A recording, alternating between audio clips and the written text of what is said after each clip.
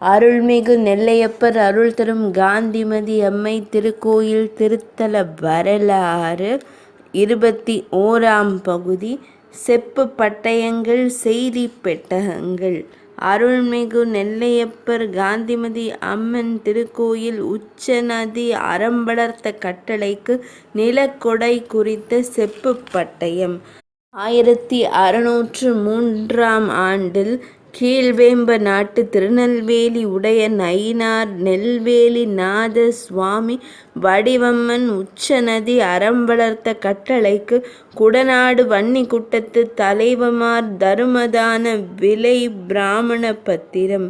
இச்செப்பு பட்டயத்தின் மூலம் திருநெல்வேலி கீழ் வேம்பநாடு எனவும் சுவாமி நெல்லையப்பர் நெல்வேலி நாதர் எனவும் காந்திமதி அம்மன் வடிவம்மன் எனவும் அழைக்கப்பட்டது தெரிய வருகிறது.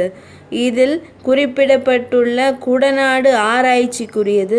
அனைத்து செப்பு பட்டயங்களைப் போல இதிலும் இறுதி பகுதியில் குறிப்பிடப்பட்டுள்ள இந்த தர்மத்தை பரிபாலனம் பண்ணின பேர் கங்கை கரையிலே அநேக கோடி சிவலிங்க பிரதிஷ்டை பண்ணின பலத்தையும் அநேக அஸ்வமேத யாகம் செய்த பலத்தையும் பெறுவராகவும் இந்த தன்மத்துக்கு யாதாம் ஒரு விகாதம் பண்ணின பேர் கங்கை கரையிலே காராம் பசுவை கொன்ற தேசத்திலே போவாராகவும் என்கிற வாசகங்கள் மூலம் அறம் சார்ந்த வண்ணத்தில் திருக்கோயில் சொத்துக்கள் பேணப்பட வேண்டும் என்ற கருத்தினை ஆழமாக வலியுறுத்துகின்றன.